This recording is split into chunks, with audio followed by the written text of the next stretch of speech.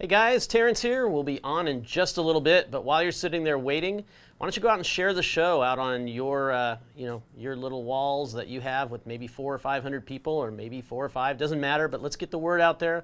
Let's have a great show today, and we'll see you in about 5 minutes.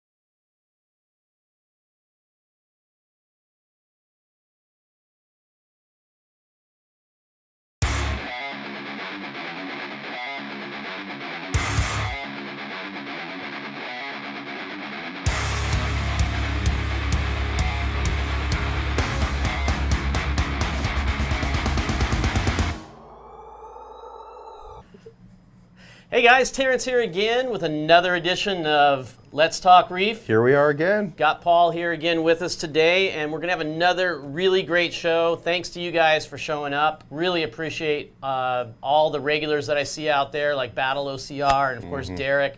Even Randy's here today. Randy from BRS. That gets a booyah. Yes, booyah, Randy from BRS. It's probably only because I called out his name in the title, because we are doing content today where we review back and see what Randy got right and what Randy didn't quite get right or needed to expand upon. I mean, in the Mastering the Apex series, he's hitting on so many great things. I tell you, the series is great. If you guys haven't seen it yet, the BRS series on Mastering your Apex, it goes into not just how to use the Apex, but how to get the most out of all of your other equipment on your aquarium by using the Apex. And he steps through all of these things. A lot of them are, some simple things, and then some even more advanced ways to really get the most out of that equipment. Yeah, I really like how he's getting into advanced things, but approaching them in a very simple manner. Yeah. And part of what we do is break that down a little bit. Yeah, I mean, there's some things that Randy, just didn't, because it's a short video, didn't get enough detail into, I think. So we're going to hit on a few of those. There's a couple of things we would have done a little bit different, but we're going to get into that in kind of the second half of the show, or the second 2/3 of the show. First, what's going on around here At Neptune Systems. Yes. Well, we've been squinting a lot recently. It's been very bright here. There's a lot of brightness going on at Neptune Systems right now. There's a lot of activity. It's a new year. 2021 is here. Got a lot of great things planned, and there's already a lot of things that are happening out there. First and foremost, the sky is making its presence known. Yes, it is out on our production floor. It is in every office here at Neptune Systems. We're all doing our little part For to sure. help bring this product up and ready to go. Some people already have them. Of course, I have it on my tank. You have it on your tank. Joe has it on his tank. Kurt has it on his tank. Russ has it on his tank.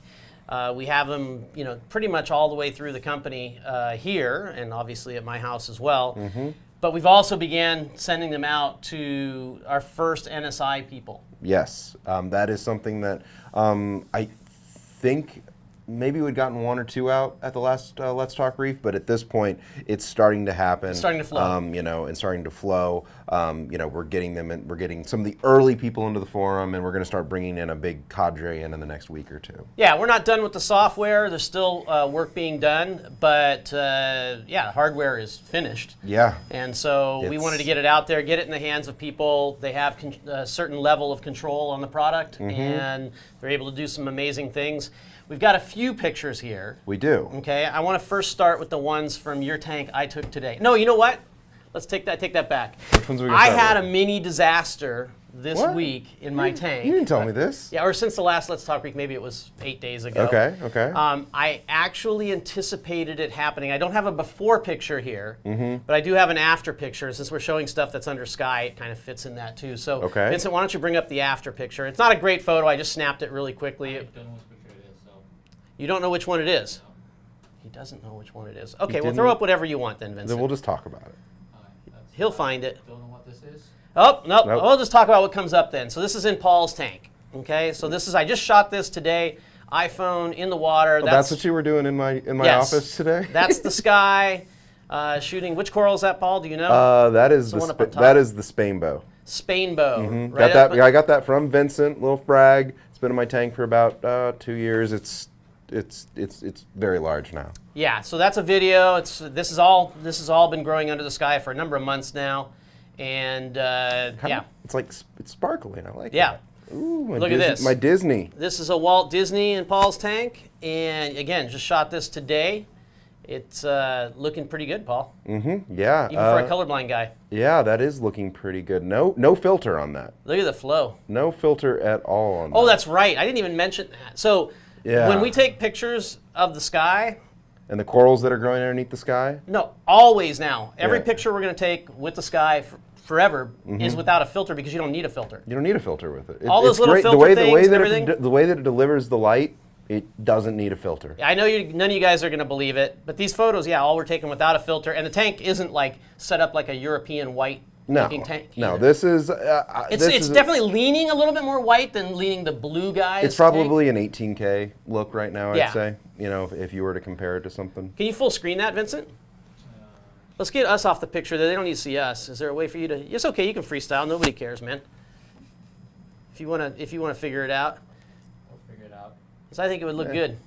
All right, go to the next one. Vincent set all this stuff up, and he's like, "Why didn't you tell me that before?" There's the purple polyp Nasuda. So this is like a top down into a section of Paul's tank, and the weird flashing you see going on there just happens to do with the difference in the frame rate, I think, of whichever one I had. Might have been, yeah. Like 120 on the camera or something like that. So we got a purple polyp Nasuda there. We have a Jello shot just above that, the Disney behind that. We've got a Ven up in the top left. It's a little blurred down. And then down at the bottom, we have basically covered up entirely by the Ven is this big pineapple Favia I've been growing for the last couple of years. All looks really cool. And again, I just snapped these. Boom, boom, boom. That had to be the Garf? I think that's a Garf Bonsai, Yeah. the little frag that you have in the back of the tank. I kind of took a zoomed in one. So again, very nice. I like the colors, the detail, everything. I love these new iPhones. Look at this thing. That is... That's spectacular, man. It's also the Spainbow. But look how spectacular that is. It's just great looking color. No filter. No filter. None at all. You just basically just started taking pictures. I just was snapping in the tank. It was underwater. I was snapping them underwater. But all right, let's see what the next one is we got here. Okay, is that Spainbow still? Yeah, we've seen it. Move on. Okay, move on. That's Ross's tank next. Okay, so there we go. Okay, there's my tank. That's your tank? Oh, okay. Okay. Yeah. So I don't know if you guys can tell. It actually looks kind of cool right now, to be honest. But the reality is that I've been growing that big old colony for about 2.5 years now, or around there. And it's right now it's just over 32, maybe it's almost 36 inches in one direction, 20 in the other.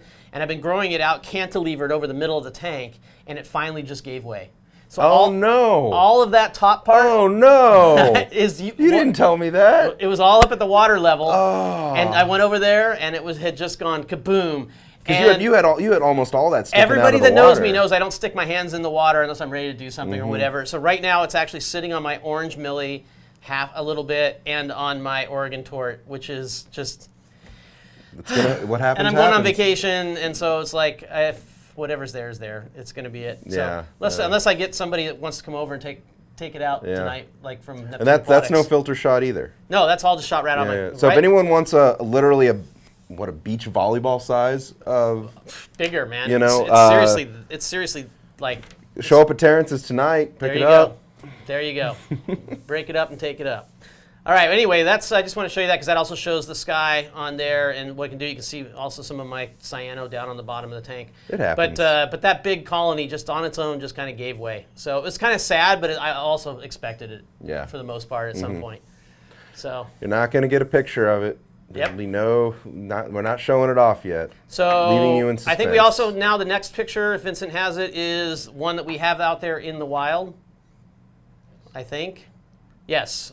Won't say exactly whose tank this is if I didn't already, but definitely this particular tank had a lot of dark areas down in the bottom, and I mean, to be honest, I think it might, with the skies over it now, Paul, it might actually have some issues with some of those NPS corals that used to grow on the, like crazy. Well, I mean, they're just going to be getting light now, right? And so I think he's probably going to start getting algae in some weird spots for a while, But he's got a great cleanup crew in there, so I don't think it's going to be a huge issue. But I see a big difference in how much light is hitting areas of the tank that never really had a lot of light before, down in those underside areas and the left and right sides. The bottom of his tank has always just been so shaded, in my opinion, and it's like the first time I've seen some of these things down here. Yeah, So.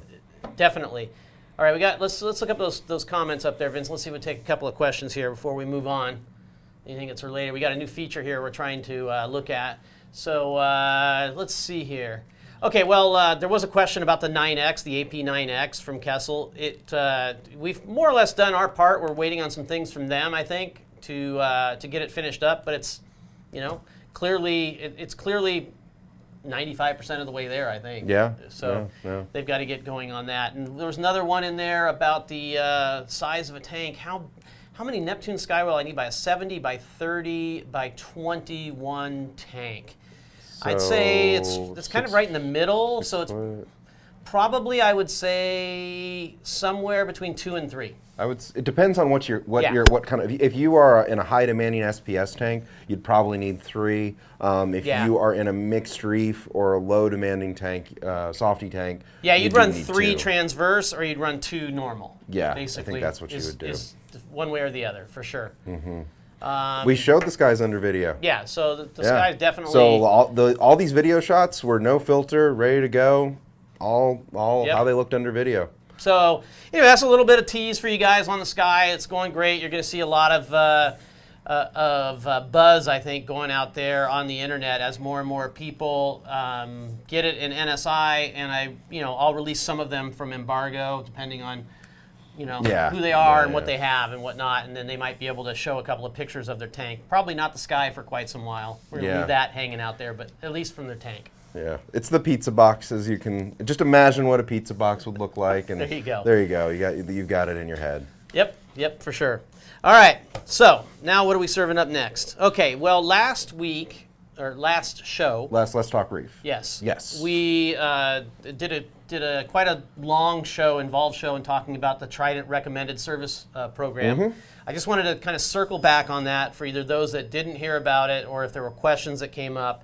Is there a way we can do like 2 or 3 minutes and just highlight some of the highlights from that, Paul? So first off, let's just talk about the name of the program, the Trident Recommended Service Program. By no means required, but we are recommending that Tridents be serviced probably somewhere in that 24-month point. Could go much longer than that, but at 24 months is generally what you want to service it. We're going to change out several parts. We went through the parts during that episode, the dosing head, some of the internal assemblies, in terms of tubing and things like that.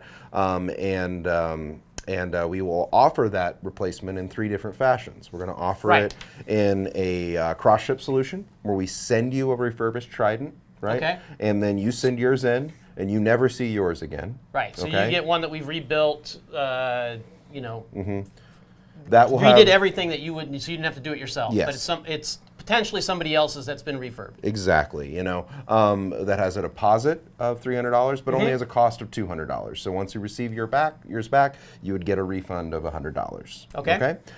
Then we have the Send and Serve program, where you take your Trident, you take it offline, okay, and you run, if you have Trident controlled dosing off, right, you set up a new nominal dose, which is basically what your Trident has been delivering. Okay. And we refurbish your Trident. And you'll go without for how long? Probably 2 weeks. Okay. Maybe is our estimate, and so that's basically how the Send and Serve works. And then finally we have a DIY option. The DIY option is you get the Send and Serve is $150. So about it's 200, 150, more or less. Yeah. Right. And they all include shipping. Yes. The Send and Serve only includes one-way shipping. Yes. Okay. And then finally we have the DIY service kit, which we have not yet nailed down the price. It'll be somewhere under 100. Probably more than 50, right. And in the DIY service kit, you're going to get all the parts. Okay, you're going to get a great video in which we spend 30 minutes together disassembling the Trident, putting it back together again. Do you toast at the end? I should have. I was really animated at the end. I'll say that. It was pretty. You made it. You made it, right? And so we go through how to set that all up. And that's essentially the Trident the Trident Recommended Service Program. Okay. So we didn't touch on, there was a couple of questions on here, and we don't have the answers for you yet on warranty. There will be some amount of warranty available. Yeah, there'll be some amount of warranty. On the ones where you send them in. Obviously, you do it yourself. No. Yeah, we're still, the DIY won't have a warranty period. The Send and Serve and the refurbished will have some limited warranty period. Of course, like many of these types of programs out there. You can expect that, but we don't know what that will be yet. Oh, I'm losing my mic here. Okay. People have been asking when when is this going to be available?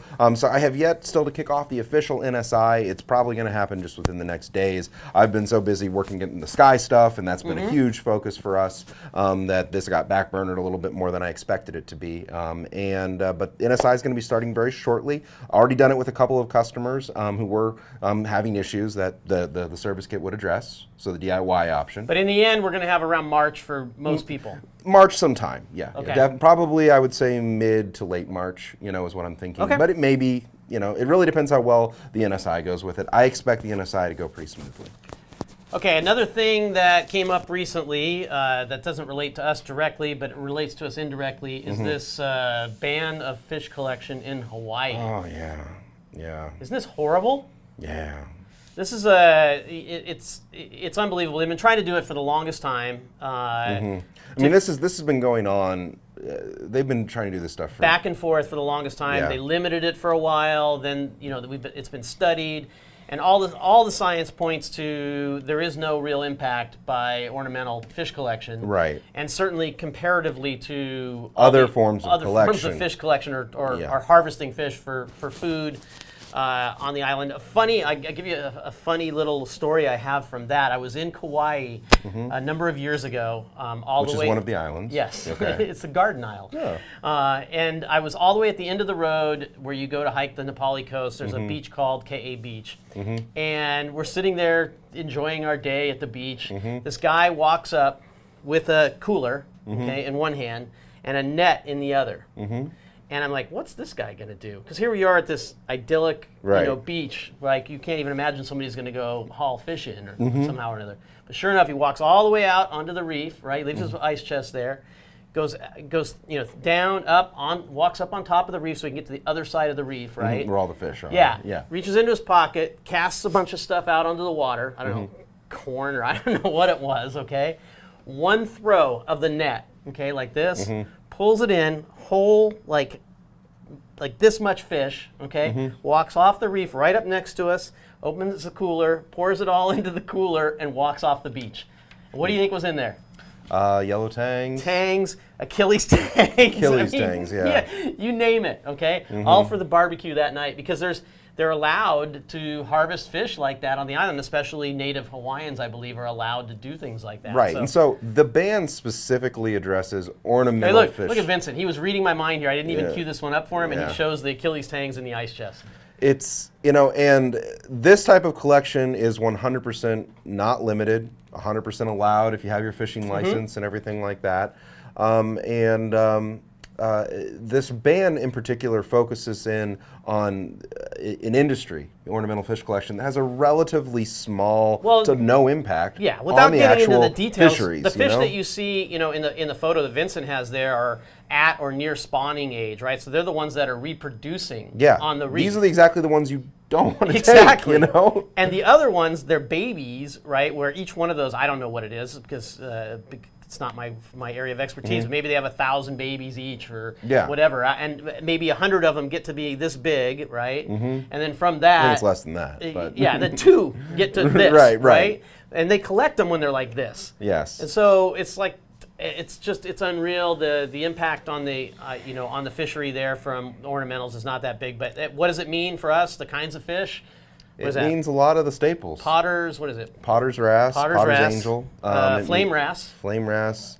It means the yellow tang. Yellow tang, which you can get other tang. places. The yellow tang, but it's. What's that? Oh, banded angels. Banded angels, gosh. There's just some iconic fish that we're losing here. Yeah. That really help when you think of a saltwater aquarium, it's what you think of. And, yes, some of these fish are available some other places, but most of them are just endemic to Hawaii. Yeah, and the good, the good and the bad of this is it will start to push a lot more of the breeding of fish. Which is already and start gaining to a lot of build that momentum. industry because it's very hard sometimes to kick those industries off. So this will help kick off a lot more on it, which is a good thing. Yeah. But there are a bunch of people whose livelihoods are also going to be severely impacted by this. It's really quite amazing just how quickly they put the ban in, and they're giving the industry a solution where they can do an environmental review, which we've Right. already done, but the amount of money that the environmental review and the time that it would take, I mean, it's something Yeah. that the industry,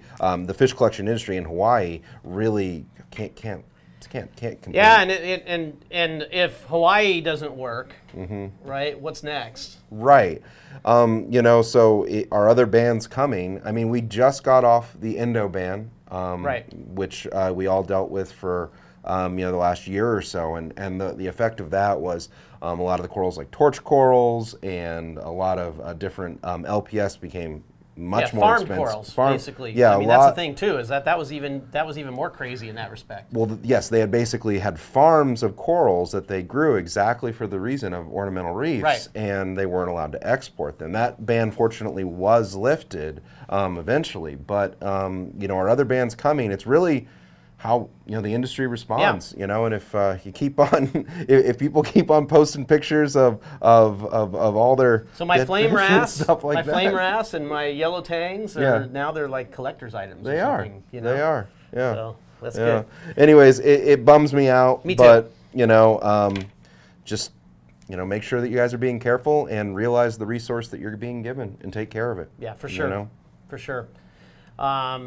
Yeah, we could go on and on, Paul Yeah, and I, we on some of this stuff in it's- social media, but we won't. So now we're going to talk about Randy. Let's get down to business. Randy's doing a great job on all these videos. It's super difficult to do this stuff. Yeah. And so props go out to him, and we get to do the easy part, which is to Critiquing basically him. critique it and go in But you could and have just done. sprinkle a Yeah, little yeah. bit right on the top. So we're going to kind of touch on a few of the videos that he had. Last time we did this, we really kind of stuck on one video and kind of went through it one by one on the video. We're going to do a little different now. This time, we're going to kind of touch on some things we saw in a few different videos. Okay. So the first video is one of the most recent ones that Randy has done, not the most, maybe the second most recent, which is about feeding your tank and using the apex to feed your tank. And he went into a number of different aspects of that, from dry foods to liquid foods. Basically, first off, how to set up a feed cycle with an apex, which we've all gone through before. Talked a little bit about our AFS module, right? And then also spoke about how the dose could be used as a additive and a liquid feeder. Right. So one of the things, first and foremost, with the AFS, look, I know it's loud. Okay. So the 5 or 6 of you that are going to come on here now and say this thing is loud. It's the worst 45 seconds of their day, man. I know. It's the worst terrible. 45 seconds of their day when they're not there. Yeah, but it's terrible. okay. It is loud. Okay, but there is a reason that this particular unit was chosen to be done the way it is, which has to do with the fact that it actually seals the food off. Many people don't know that the nutrition of your food deteriorates as it gets exposed as it gets to air. air, and then you add moisture into there, right? It basically just breaks down the effectiveness of the food. So it's a sealed canister. That's why it goes out and in, and that's why many of the other feeders that just have a hole in them that spin around and then the food drops out, your food goes stale in it that much faster. That said, there are some tricks into pulling out the canister and refilling it and taking the cap off. Right. I'm not an expert with it, Paul. I'm going to defer to you to show these people the best. There are basically two methods to taking the thing. So one thing you need to be very careful about when taking out the canister, it really sticks in there, right? Is you have to make sure that you are staying perpendicular the entire time. Okay. Parallel the entire time. If you go perpendicular, you're going to pop the side off. It's not even that easy to do anymore. It's not even that easy to do. We've made a lot of changes to the product over the years too, by the way. And so that's how it comes off, right? But now we've made it more difficult for that to happen. One great way also, just to make sure that you don't accidentally pop the front of it off and then all your food spills out into the aquarium and lots of unhappiness ensues, is you can actually just kick off a feeding cycle, right? So just turn the AFS off. Once it starts to extend, just pull it off. It's right? easier then? Yeah, and don't let it start to rotate and start pulling, because then you're going to damage the gears inside the AFS. But as long as once it starts coming out, you just tap it out a little bit, or even get inside, pull it from this area right here. You're going to be just fine. right? So we've made some modifications to the AFS. It is much more difficult for the pop top, as we call it. And then setting up the feeding is just super easy on it, right? So there's just this nice little, kind of thing. And some people say, oh, well, it's still too much food. Well, if it's too much food, go 2 notches, right? And then just put a little piece of tape in there or something like that, right? So you just make that all that much smaller. And one of the things, too, that's important is there's a couple of things. First of all, if you want to use a food that's got a consistent grain size to it, and there's lots of foods that do that. Obviously, we love the crossover diet food that we've worked together with Reef Nutrition to make. It works really well in this, and you actually get a sample of it when you get the AFS. The other thing that's sometimes hard to know is you set it up with the Wizard, and we're not going to get into all of that right now, but when you set it up with the Wizard, it does ask you, like, how many rotations do you want a day, and how many feedings. And sometimes it's hard to know how much aggregate food that is. Feeding, so I tell people to, before you run it live on your tank, just run it on your table or run it somewhere else and put a bowl under it. And you'll see exactly how much food is there. And when you look at it, you're like, wow, I would never feed that much food in a day. Well, then you can scale back this or scale back the number of rotations. Right, exactly. And you can feed all different sorts of food, right? So this does open it up for flake food, right? Flake is kind of tough. I'm not a fan of I'm not a fan of flake food. Some people swear by it. But, and you can do just dry powdered foods in there as well. Mix them in with your other foods. Mix it in with your other food. That's another great thing about the crossover diet, though. That powdered part is already done. Yep. And then and that's kind of the AFS in a nutshell. Okay. Right? In terms of the product itself. The hardware, yeah. All right. So Randy got into a few things on his videos, right? So do we have a video on that part, Vincent, or are we? Got a core feed timer. Yeah, let's see that. Let's just watch that one real quick. The last feed mode tip is pretty cool if you're using the Neptune core return pumps speed? and the Neptune Wave power heads, where instead of just powering them completely off during your feeding, you can actually decrease their intensity to a specific percentage. So with the Core 15 and the Core 20, feed mode setup is built into the core task function. So you only need to choose your related really had feed control mode. over this kind of stuff. There was programming involved, and now it's basically you just run the task, and you set what your minimum speed is, right? And so the whole calibration aspect of the core, you say, okay, barely any water's coming out. That's your minimum intensity. Right, this is the IQ level feature. So you can set the IQ level feature so that it's just barely trickling out of the return or sitting there waiting to trickle out, right? And then as you set up that core feeding routine, as you set up the core, it's like, hey, do you want to turn this off for feed cycles? And you say, yeah, and you select which feed cycle you want to use. It's going to go to that minimum intensity. Right, instead of just off. And then, it even brings in the skimmer into that situation too. Well, you want your skimmer off. Do you want that off for an extended period of time? Yeah, because the water level comes down. So that's core skimmers. That's a great reason why to go with the core, or even the Wave has this same feature. Okay, well, show us some of the stuff you were going to show us on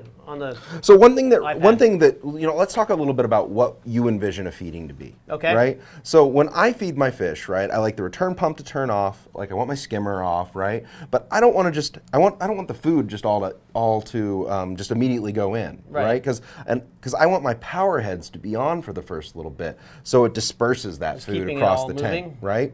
And so one thing that Randy didn't necessarily get into, but it's a great solution to keep your power heads running for the first little bit without getting super programming, right? Is just to add a defer statement into the waves, and you can do that by going to my wave pump, maybe. There it is. All right, and you just click on the little cog gear, okay, and you go to advanced, all right, and what you can do is you can actually just add, a defer statement.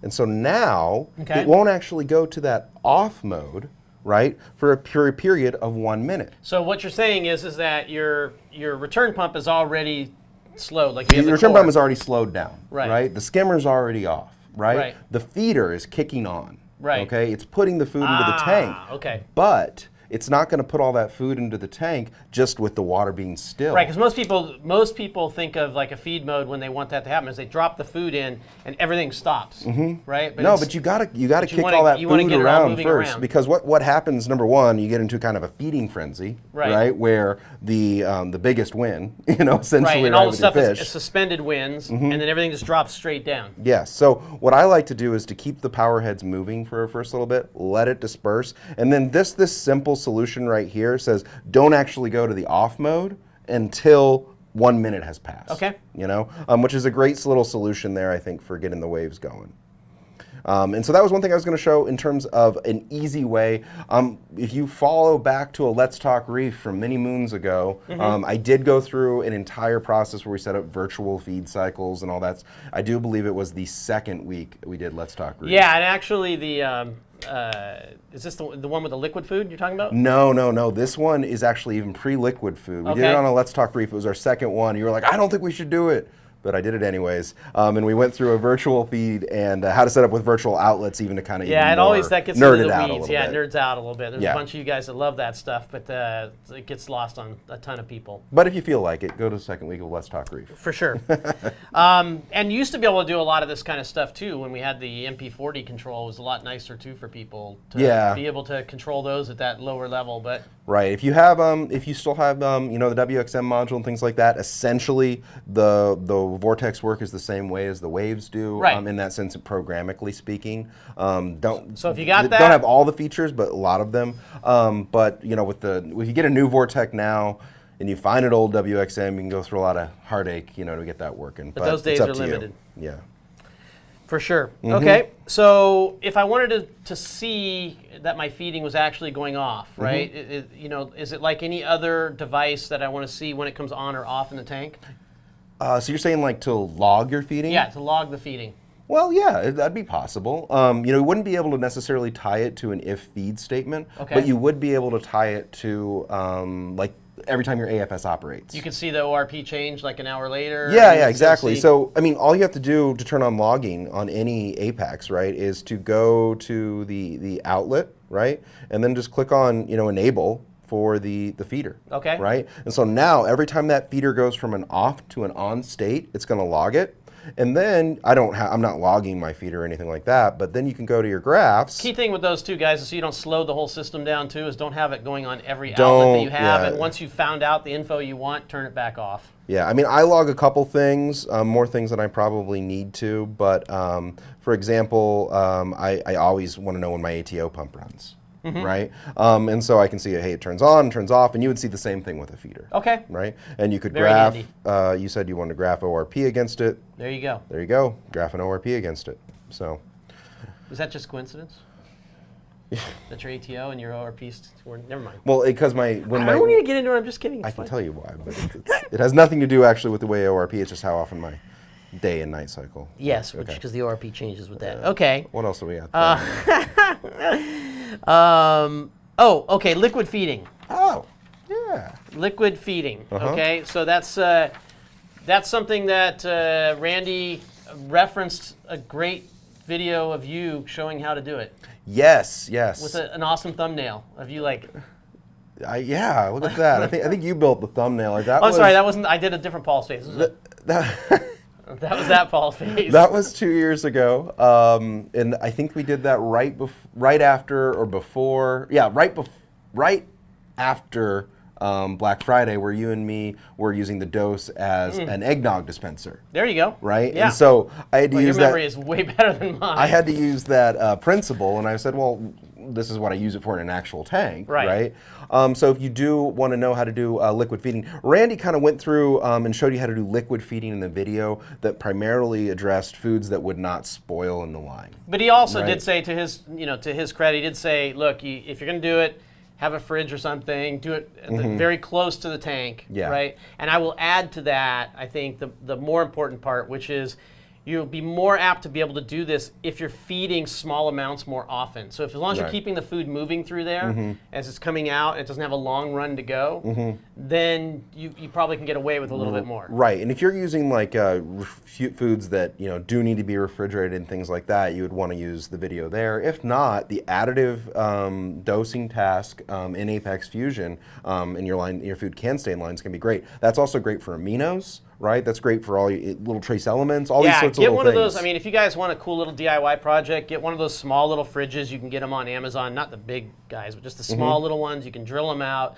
One of the other things that makes it even easier for you to be able to gauge how much do I reverse is you actually put a larger coil of tubing inside the refrigerator, and that gives you more buffer on the time because all that tubing is on the inside. So you don't have to get it exactly right. Yeah, the reverse is not nearly as important as the forward. Yeah. Right. And so in that video, I even did some stupid math, right, where it was like, this is how many milliliters are per inch in There you go. in dose tubing, so it was fun.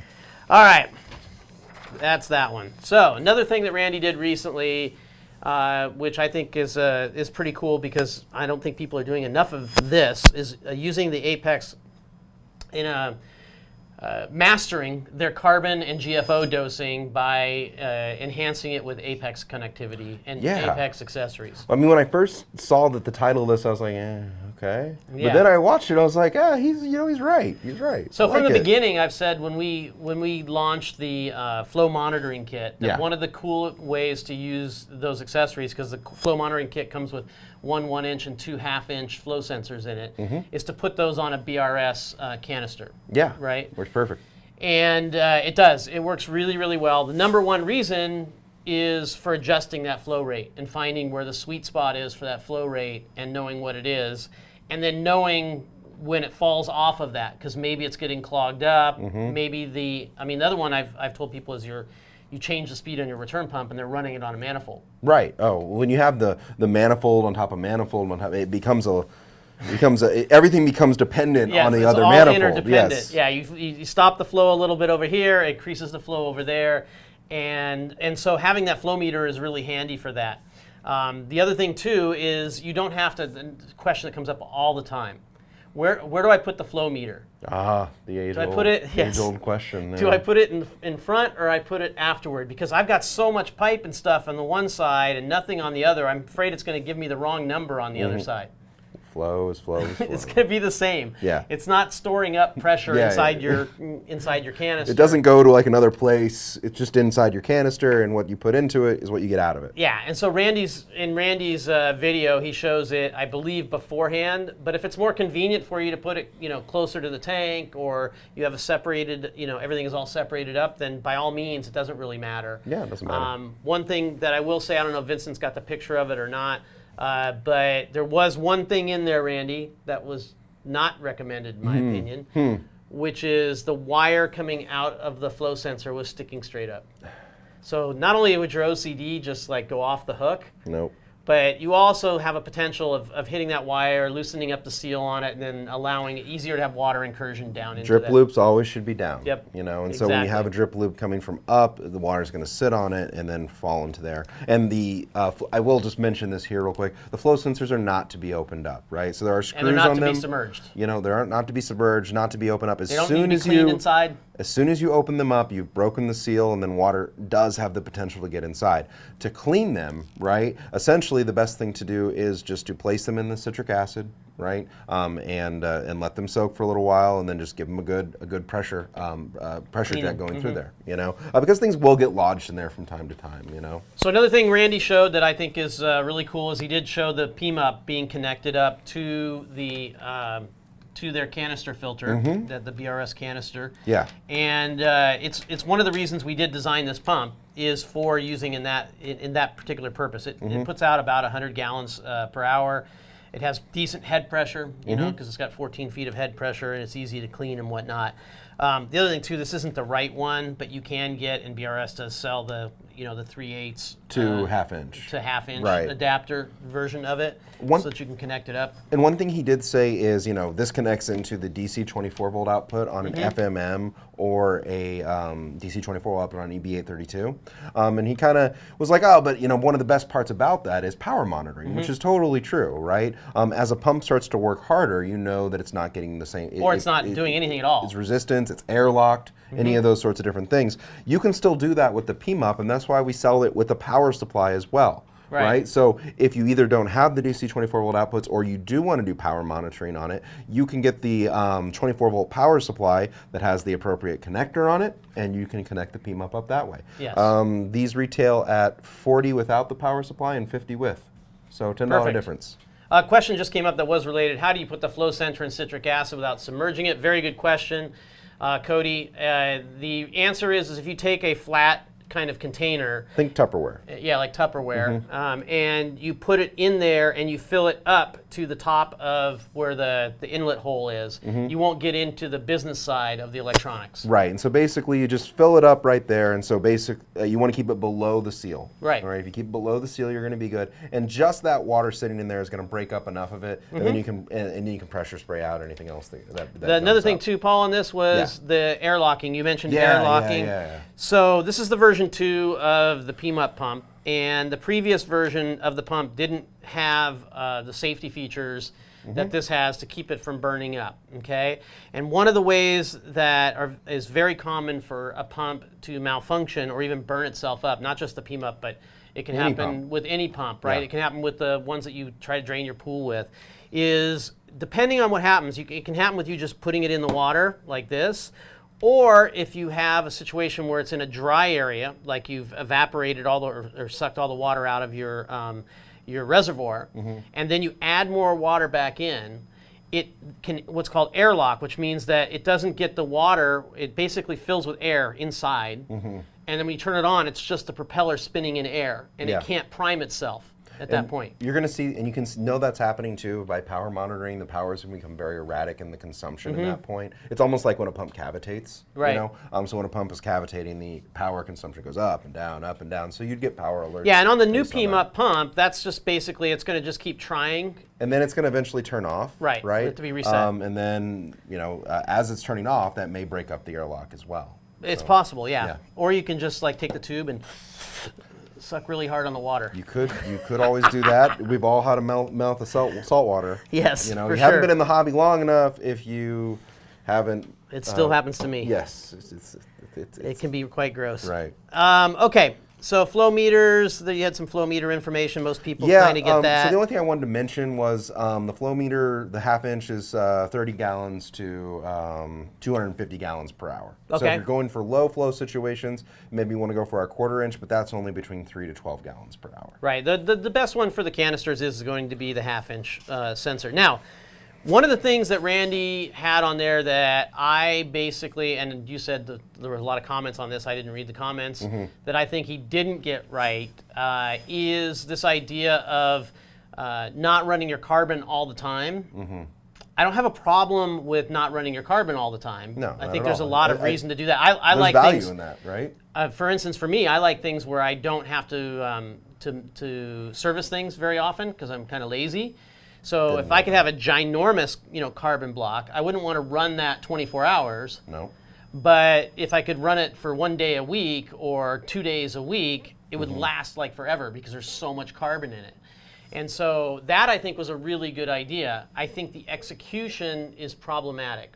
And the reason for that is because if you are only running this thing once or twice a week, the rest of the week it's sitting there with detritus and all sorts of nastiness in the water. So hold on, there's a mic issue. Nope. It's okay on my end. Yeah, I don't know. Maybe I touched the mic or I don't know. You still got me? Am I still coming through, Vincent? Yeah. Okay. So anyway, something's buzzing randomly, it said. I don't know what that could be, Just push it. Vincent. I don't have, I'm sorry. All right. All right. Anyway, we'll continue on and we'll see if that'll go away. Anyway, so sounds like a fly buzzing, somebody said. Anyway, so the thing is, it's going to build up the detritus. You're going to get, the ammonia thing going on in there. It's a little stinky. You're going to get, it's going to get It's a little stinky. stinky. It's going to get nasty. And then when you kick that thing back on, all that water is going to go right into your tank. Yeah. Yeah, so you get this nice. It's not even nutrient. It's just gross. It's just gross putrid stuff. water. And depending on how big your tank is, it could be really, really bad. So there's a lot of value in only running your reactor media when you need to, but kind of how do you compensate that so you don't get the stinky? Right. Right. I think you gave one example I really liked, which was super simple. He said, well, I want to run it 8 hours per day. Right. Okay. Well, you don't necessarily need to run all 8 hours in one block. Right. You could run that 8 hours, 20 minutes at a time. Right. 8 hours is 1/3 of the day. So I was like, why don't I run 20 minutes every hour? Perfect. And then it's always getting cycled through there. And that's super easy to do on Let's the see that. Apex. So let's do it. Vincent? All right. go. So I'll just go to an outlet I know I'm not using right So to now. do this, I don't think we need to do any programming. No. So let me first just rename the outlet. So this would be RX pump. Okay. And then I want to go to control type. Okay. This isn't a task, right? This is a wizard. Right. Which Predated also tasks. which was the predate to tasks, right? And so essentially the way you're running this is actually kind of like a Powerhead. So you choose the Powerhead solution, and if you wanted it to run for 20 minutes, just make things simple for yourself and always just put that first one to 0. Okay. That's if you want to try to get 3 things to synchronize, right? In this situation, that's not what we're trying to It's do. just confusing. Make it 0. That's all So you make need it to know. 0. And how long do you want it to be on? I want it to be on for 20 minutes. Okay, and how long would you want it to be off? 40 minutes. Bingo. Because I want it to be on 20 minutes per hour. What's 20 plus 40? 60 minutes. 60 minutes. So we've completed 20 minutes of on time, 40 minutes of off time, 24 hours a day. which will automatically cycle itself back over to that. Right. And it'll turn automatically off when you run a feed cycle. Okay. So all of those things you kind of want to have happen can be done by using the Powerhead Wizard. Okay? Right. And essentially, you kind of take care of that issue right away. And it basically builds the programming for you, and there's nothing else to know programming-wise. Okay, Yeah. so that's one way to do it. The other way that I mentioned that I would want to do it is maybe every hour I just want it to come on for maybe a minute or two. Yeah. Okay. And then I want on Tuesday and I want on Friday, I just want it to run 24 hours for the day on Tuesday and Friday. You want to run 24 hours on Tuesday and Friday. That's all you want to have Correct. done. And then the rest of the time, I want it to be running 2 minutes every hour, just to keep it flushed out. Right. So we're going to use the pump wizard again there. Okay. Okay. But now we're just going to change the. I don't like 1 minute. I think 2 minutes. We'll do 2 minutes. And then we're going to go here to what's 60 minus 2, Terrence? That's going to be 58. 58. So that means 58 minutes of off time. Okay. And at this point, we'd go ahead and update it. Okay. And what happens there when we update it? Now we have the new programming. So now you want to make sure that it does run 24 hours on Tuesdays and Fridays? That's correct. On Okay. Tuesdays and Fridays. On those days, I just want it to be on for the entire day. No problem. So we're just going to switch over to So now we're going to do a little bit of light programming. advanced, okay? And we just put on there if one of my favorite commands, day of the week, okay? So DOW, day of the week, Okay. And then you basically write the days you want. So it goes Sunday, Monday, Tuesday, Okay. Then we go Wednesday, Thursday, Friday, Okay. Saturday, then on. So that means now it's going to run 2 minutes every 58 Okay. minutes. And then on Tuesdays On and those Fridays, days, it's just going to be on all day. The whole time. But if you were to run a feed cycle at any point, It's gonna at turn either one of itself those off. times, it's going to turn itself off.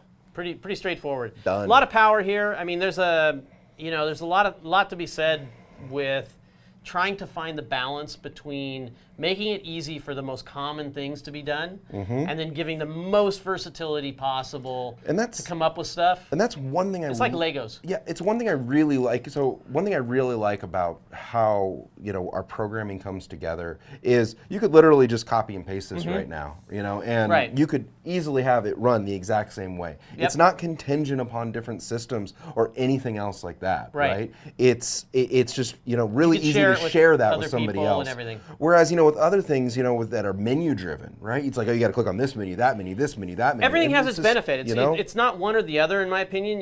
You have to have stuff that's easy and menu driven, like our tasks or even the wizards, and then you also have to have the ability for people to go out and do something. If you, again, I went back to Legos, so yeah, you want to. It's great to be able to build the Millennium Falcon. Do you know how much they get for that thing, by the way? It's like it's like $1,000 for the Millennium Falcon. Kidding? Yes, it's like 5,000 pieces. But even if I have that, I might want to, I don't know, change. What you're a Star Wars guy, right? Yeah. So maybe I want to change that thing that Chewbacca is firing out the. It's not, I don't think Chewie was on the laser turret, but no, Chewie was not on the No. laser turret. See, this is how much I know. No. Who was on the laser Han turret? and Luke were on the laser turret. Dude. Okay, all right. So maybe I want to change what the Jeez. laser turret is. Jeez. I at least have the ability to do it. Yeah, if you wanted to change it to an ion cannon, you possibly could. There you go, and you could okay? share the ion cannon You could share idea the- with your friends. There you go. I wasn't See, expecting look, this somebody conversation. right there. SW Bricks right there says, Millennium Falcon Lego, $800 for 7,500 pieces. Crazy, huh? Yep. There Okay. you go. All right. Funny that I know about the kit. I know nothing about Star Wars. For sure. All right. What's up next? Okay. We got time. We got time. We're doing. We want to hit this? Yeah, I think we so. can give it do it justice? I think we can. Okay. I think it's not that much. So, okay, so Kalkwasser. Okay, Kalkwasser is one of these things that my belief on it is it's for two classes of aquarium people that you generally see running Kalkwasser, or should generally be the ones that are running Kalkwasser, okay, if at all. Number one, it's kind of the newer entry-level guy without maybe a whole lot of demand who can put it into his auto top-off water and supplement his tank with the calcium, chloride he needs in his tank and alkalinity in his tank, okay? So there's that particular person. And then there is the super advanced person that they need more than just their calcium reactor, or they have to spend a lot on two-part or what have you. But mostly it's a calcium reactor guy. Almost always, because their pH is driven down low, because of the amount of additive from the calcium reactor. It's coming out at low pH. It's coming out at a low pH, so they need to do something to raise that pH back up again. Exactly, and the Kalkwasser is a high pH, and so they put that in. It supplements them, and because sometimes those people's tanks too, at the same time, they can't get enough out of the calcium reactor. Right. So, and those people I think are the ones also that should run Kalkwasser. Either one has problems with potential lose your entire aquarium like you can't believe. Yeah, I mean, the benefit of Kalkwasser, right? For me, doesn't necessarily Is the outweigh, juice worth the squeeze? Yeah. I mean, it's definitely not. That one's for you, Randy. You haven't heard that before, have you? So that's not my preferred choice. But you always need to make sure that when you look at everything, right? What will happen when this goes wrong? Right. Right? And you need to make sure that you're compensating for that, so that when that goes wrong, or if that goes wrong, right, it's not catastrophic. And I have seen so many tanks just wiped out with Kalkwasser. Yeah, oh, absolutely. I mean, it's the most common. It doesn't take much. It doesn't take much reasons, time, yeah. and it will be a complete destruction. It's sad because it's not just the corals, it's the fish, it's everything. So, in watching, what Randy did, there's a couple of suggestions that I can think of. Right, we discussed this earlier. First of all, try to keep the amount that you have available that can go in the tank at any one time, whether it be diluted or concentrated Kalkwasser, be as small as possible, that it makes sense for your own maintenance cycle or whatever it may be. Make sure, if you maintain your tank every week, and that's when you're doing your chores, make sure that the reservoir is only for a week. Yeah. Right. I saw a picture of a brute trash can, and I was like, that. I would not fill a brute trash can full of Kalkwasser. Yeah, that's super dangerous, right? And then the next thing is redundancy. Randy mentioned, obviously, when your pH rises too high in your tank. So if your tank, you have a normal understanding of your tank from, say, 7.9 to 8.1, right, in your tank. Well, maybe at 8.3 or 8.25 or whatever, if you're dosing Kalkwasser, you send your alarm and you shut off however it is that you're dosing the Kalkwasser. But the point to make is you put a lot of time into the probe alarm, which is great, but it's also very important to make sure that you also put that pH statement into the outlet control as well. Yeah, a way to know? basically do something, right? And there's a couple of things. So in the first example I gave of the more beginner user who's doing it with their ATO, Yeah. depending on, there's a lot of different ways they might be doing their ATO. So I would say forget about all the ways that you're doing your ATO. Just add one more solenoid valve into that that input that's going into your aquarium, and tie that back into your pH level, and then you have the alarm, and then you're going to be much safer. Cuts off. Make sure you have a float valve. Make sure you also, if you want to use a float switch too, great idea. And finally, just the pH probe can't be in the same location as you're putting that ATO, because that is Very coming good in point. as a very basic solution, and your pH is just going to go all over the place, and you're going to get plating issues.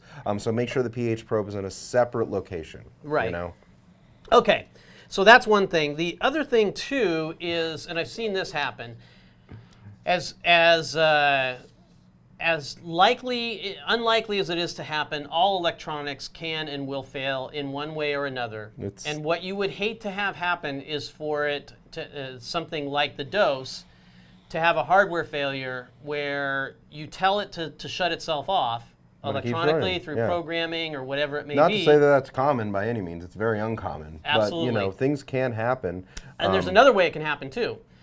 You slide that outlet to on. Yeah. Right. And then you're doing 250 milliliters. You or, so. or your significant other who thought that they were doing something good, because it's like, I don't want them not to have their Kalkwasser on right now. Let's turn their Kalkwasser on. So for that reason, there's a second level of redundancy that you can do. It's very similar to what you do with a heater, which is most people are these days liking to use the one-link cables to connect up their dose. And why wouldn't they? Yeah, it's one cable. It's beautiful. I definitely recommend it. But in the case of something like Kalkwasser, I would say go with a power supply and the Aquabus cable. Plug that power supply into an outlet. Yep. And then you have another statement to turn off that outlet when the pH level is too high. Yeah, and so basically you would have that outlet always be on, right? But you would then have a pH statement in there that says if pH is greater than 8.5, then off. Correct. Right? Because you don't, once you're above 8.4, you don't want to drive it any higher, right? And the thing is that even if somebody goes to the dose output, which is the one that controls the dosing amount, and turns that to on, the power supply outlet will override even that. Yeah, so the apex will still, you know, will still show that it's dosing and all this stuff, but if there's no power there, then the motor's not going to run. Exactly. You know. So I definitely think that is another really good idea to do if you're doing calc. Okay. The last thing, it's an interesting one. I saw Randy running around, you know, with the EC probe to get the EC measurements, which is great. And immediately in my head, I said, well, wait a second. We've got a salinity probe on, you know, the apex. Well, it's actually a conductivity probe. Which is actually, yes, exactly. Yes. It's an EC probe or an electroconductivity probe. Why not put that into the Kalkwasser reactor? And then I immediately said to myself, well, probably because it's super basic and it's probably maybe it's gonna plate on there or anything like that. And so maybe it will. And to be honest, we haven't really tested it here. Not that I'm aware of. I mean, Right. but essentially you would need to, if you were to measure conductivity of a Kalkwasser solution, you would need to have a PM2 module. You could not use the salinity port on the apex. Okay. With a PM2 module, you would need a temperature probe. Okay. Right. To also make sure you're compensating. You sound like the you're temperature. discouraging me from doing this, Paul. You know. I think it's because people don't know what's going to happen. So I'm going to stop. I get it. I'm going to stop you right there. And then you need the medium range. But you do have to use a PM2, okay? Conductivities. You do have to use a PM2, but I'm going to challenge you guys, right? Especially a couple of you guys out there who say that you know, the salinity probe doesn't work anyway, right? Which it does. But Totally works. But if you want to believe it doesn't, hey, go test it out in Kalkwasser stir. Get the right things to make it happen. Maybe Derek's going to be the guy that does it, or someone else, and we'll see what happens with it. Because I can tell you right now, nobody in this building really are Kalkwasser people. We're just not big proponents of the Kalkwasser thing because we've seen so many destructions of aquariums with it. Wouldn't be prudent. So not if a good idea. anybody out there wants to give it a shot, that's what I'm opening it up to. Tell us how it's done. Let us know, Derek. Let us know. Let us know. So there you go. All right. One last good thing. Questions? No, there's still one last thing. What? Can you use the dosing of Kalkwasser with the Trident? Oh, yeah. So Randy we talked about, you can use the Trident and turn it off based on all this, right? But you can, but if you're using the dose and dosing Kalkwasser as an additive, which is probably the safest way to do it in my opinion. Okay. Right? You can actually use Trident controlled dosing in that situation, right? I would probably keep the limit level or the control level a little bit lower than in the task. But you could basically set that up using the Trident controlled dosing task, using alkalinity, right? And then going back in and changing the limit a little bit. Right? So the limit by default, if I'm not mistaken, is 35% on alkalinity. I'd probably adjust that down to that 15-20% range. And the way that Randy described it, I believe, which I think is a really interesting way and probably the safer way of doing it, is you have your stirrer, which could hold quite a bit, right? It through some mechanism fills another smaller vessel that you then use the dose to dose from that solution. Perfect. So it's a lot safer. Okay. Woo! Man. All right. Oh, another. This is a good show. We did it again. Good show. Let's see some questions if we got some up there. Vincent, see if there's anything we can take. Oh, Vincent's been busy. Wow, look at all this. Well, we got this new feature so we can actually see him a little bit easier. Okay, let's see. Can you show the shade test? Okay, put that one up there.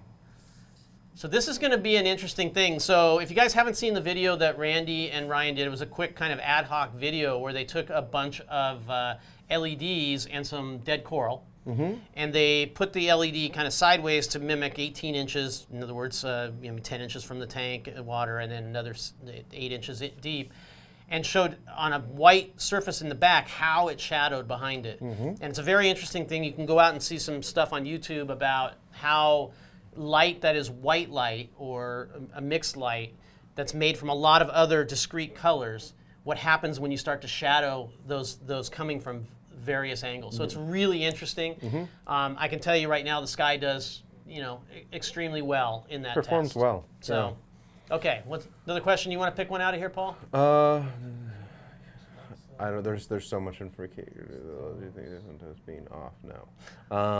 This one about manual dose and cascaded testers.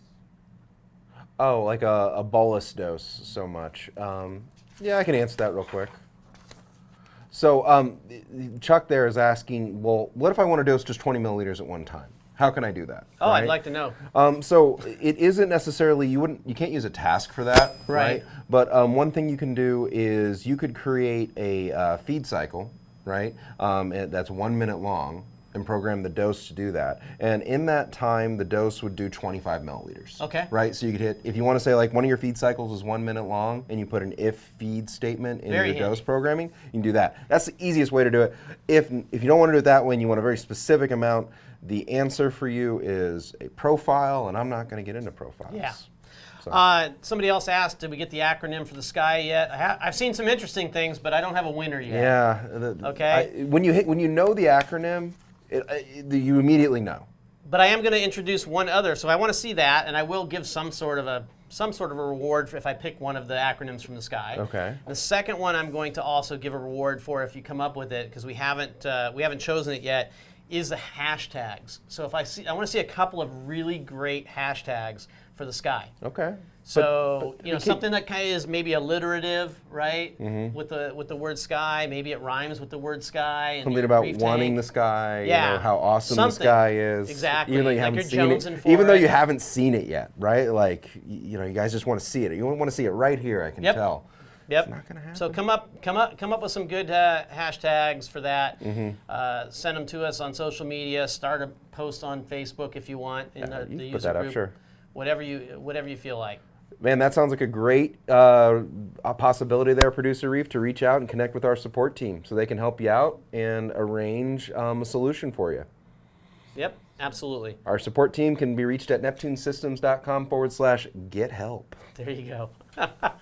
All right, guys, that's going to wrap it up for today. It was another great show. Thank you for joining us. Share it out there. Let people know about Every Other Tuesday.